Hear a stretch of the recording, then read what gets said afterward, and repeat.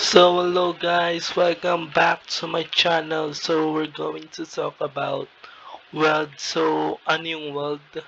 So yung world is parang kapag may kinabit ka, let's say parang nakakonect siya sa isang bagay. Let's say kung itong part na to iwi-weld lang natin siya sa dito na to. So pag pinagalaw ko to, dapat gagalaw rin dapat to. So, yun yung sabi ng weld. So, parang parang nakadikit siya sa part C. Let's say, let's say, itong part 0 is kukonect natin siya dito sa part 1. So, kapag ginalaw ko to, dapat gagalaw rin to. So, yun yung ibig sabihin ng weld. So,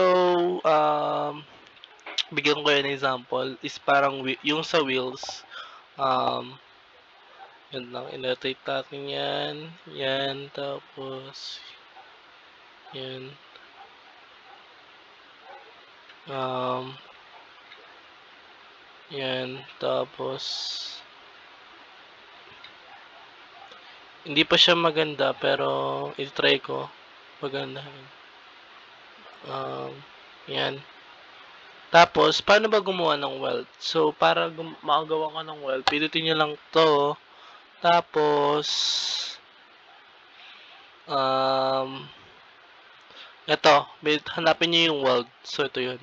So, pag nahanap nyo na, pinutin nyo ulit to. Yan, sa pinakataas. Hindi ito ito. Yan, tapos pinutin nyo to. Oops. Pinutin nyo muna to, tapos pinutin nyo to, tapos pinutin nyo to. Yan. Pag nakakulay green na, ibig sabihin itong part na to is konektado siya dito. So, yun yung sabihin ng kulay green na yan. So, pwede ulit natin siya. Pag napindot yun na, kailangan mag-iiba yung icon nyo. So, ito yung magiging icon nyo dapat. Tapos, dito, itong part na to is ko-connect lang natin siya dito. So, kapag nag-play tayo,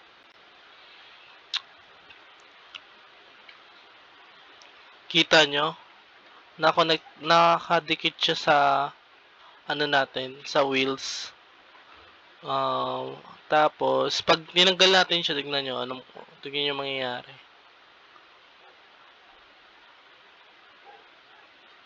Ayan, di ba? Makakalas siya. So, ang purpose ng welding is para i-connect siya sa isang bagay para pag pinagalaw mo yung bagay, kailangan let's say, itong bagay na to is nakakonect siya dito. Kailangan, pag pinagalaw ko to, dapat gagalaw rin to. Or pag ginalaw ko to, dapat gagalaw rin to. So, is parang nakadikit siya. So, yun.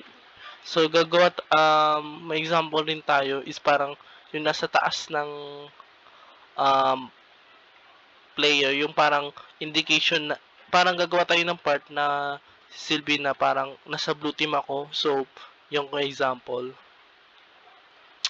um, gawa tayo ng ano. Tapos, ibayin lang natin yung pangalan niya na team part. This sabihin, indicator to na kung anong team ako. Let's say blue team ako. Ilalagay lang natin siya sa ulo ng player. So, gamit yung weld, magagamit natin yung um, gamit yung weld na yun, pwede natin magawa yun. So, baguhin natin yung kulay. Let's say, nasa blue team ako. Yan. Tapos, gawa tayo ng weld. So, game.players.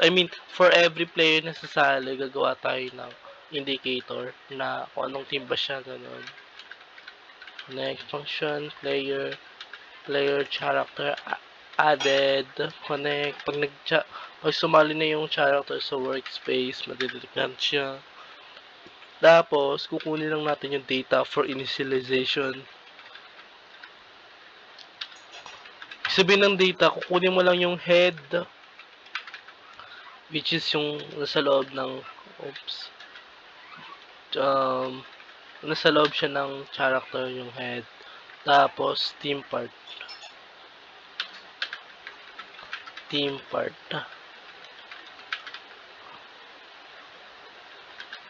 Team part. Tapos, the head to the team part. Make a weld first, then weld it to the head, and team part. So, sabihin, gagawa lang tayo ng weld, tapos is-weld natin siya sa head at sa team part. So, weld instance.new, gagawa tayo ng panibagong weld.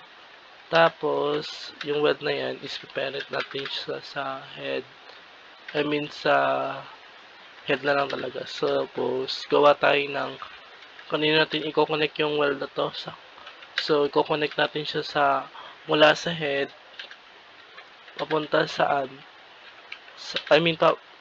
Kanino? Sa team part. So, after nyan, is i-play natin. So, try natin kung ano mangyayari. Oops. Ba't ganun yung movement natin? Ibig sabihin kung bakit ganito yung movement natin dahil let's say pag gagalaw tayo, yung head natin is parang nag-iiba yung location. So pag nag-iiba yung location ng head, let's say pag nakatutok ako dito, tapos gumagalaw tayo, yung nasa tuhod natin habang gumagalaw, parang nagagalaw niya rin yung movement, yung team part. So para magawa yun, yung ilalagay natin yung team part sa ulo natin. Ang gagawin lang natin is babaguhin lang natin yung C-frame. So kung hindi nyo pa napapanood yung C-frame, make sure you watch this. Or else you will get confused kung ano yung C-frame. So, yung ibahin lang natin yung C-frame ng team part papunta sa C-frame ng head. So, parang kung ano yung position ng team part ngayon is parang kapag nagsumali na player, ilalagay lang natin yung position ng team part sa ulo ng player. So, yun yung sabihin. Tapos, para magawa natin para mapunta siya dito sa ulo natin, sa taas ng ulo natin, at kita nyo rin din siya makaka-apekto sa movement natin. Di ba? So, so anyways, yung kanina pala, no? So, paano ba ilagay dito sa taas ng ulo ng player? So, gagamitin lang natin yung times. Sabihin, add lang tayo ng studs, let's say, sa taas, sa Y yun. So, pag Y, pag pataas yung number, positive Y, pataas. Pag negative, pababa yung Y.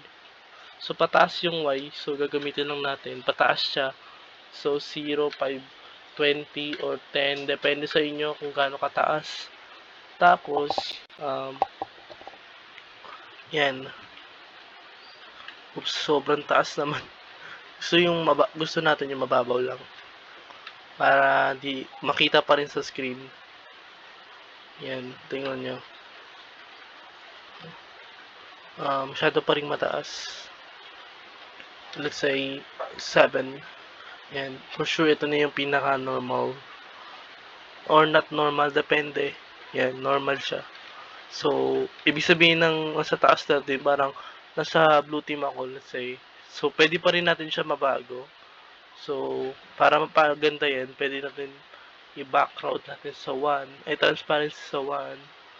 Tapos, gawa tayo billboard. So, kung di nyo pa alam yung billboard, don't worry kasi pag natapos natin yung all advanced series, tapos natin yung about sa GUIs, billboard, surface GUI. And then, after ng advanced series na to, buong advanced series. So, stick with me muna kung paano gumawa ng billboard. So, 1-1, gagawin natin yung size na 1-1, tapos 5, 4, or 2 na lang. Tapos 2. Tapos, baguhin nyo yung position. Hindi, yung Y. Studs na lang pala. Offset towards space 5. 1. O 0 na lang. Huwag nyo pakilang. Tapos, yan. Gawa tayo text label. Size natin 2, 1. Tapos, scale natin. Yan. Tapos, circle, emoji, blue circle.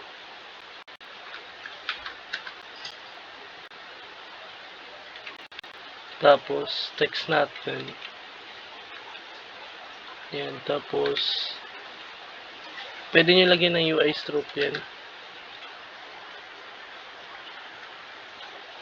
Size natin to 0.98.98 or 0.95.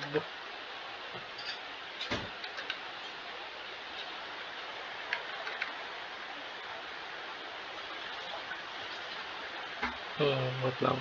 So ba, okay lang kahit wala ng UI stroke yan. Tapos, i-play natin. Yan. Kita nyo, ang ganda na. Para siyang, ito yung nagsisilbing indicator na kung anong team tayo. So, ayun lang muna for this video, and if you learn something, make sure you like and subscribe. Kung hindi, ay pwede kayo mag look up sa documentation ng Roblox, and that's all, and see you soon.